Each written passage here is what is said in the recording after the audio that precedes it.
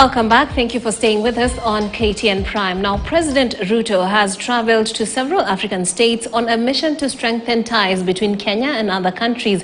And one thing has resonated in his speeches: the unity of African countries to enable the continent get a level playing field on the global scene. Is Ruto now reigniting the Pan-African dream? Our senior reporter, Rita Tinina, interrogates.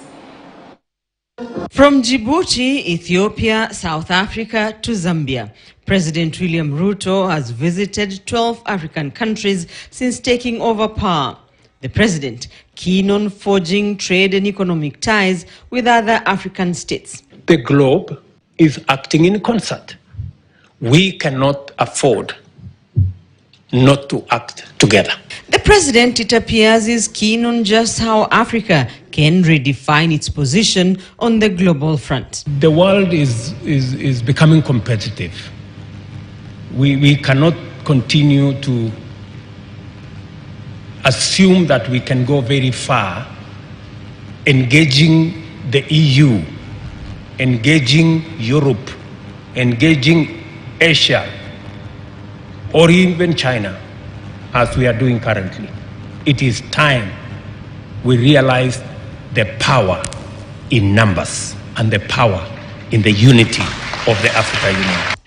Ruto has been preaching solidarity among African countries. As we talk today, we are not in a position to negotiate as efficiently as we should. And that is why our voice is not as clear, is not as loud. Reawakening the Pan-African dream, perhaps? I had occasion a few weeks ago to talk with the German Chancellor.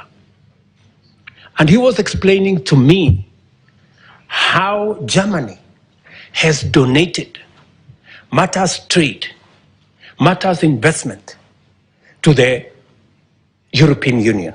And they have immensely benefited by working together as 27 governments, 475 million people.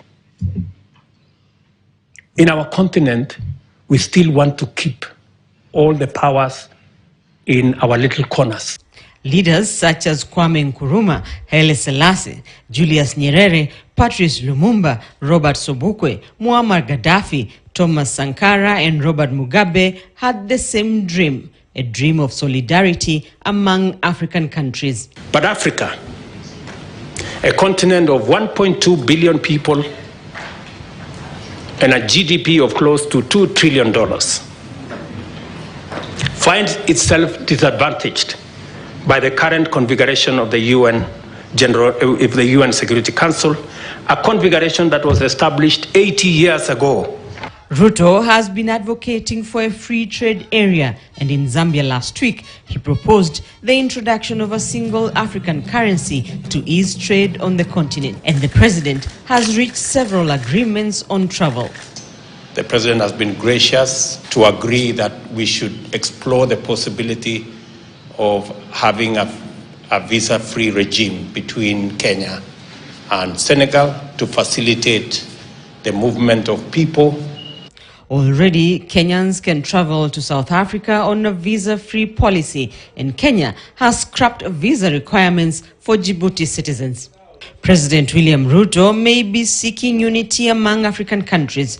Whether other states share his ideas may be the defining factor to reawakening the unity once sought by proponents of Pan-Africanism. Rita Tinina, KTN News.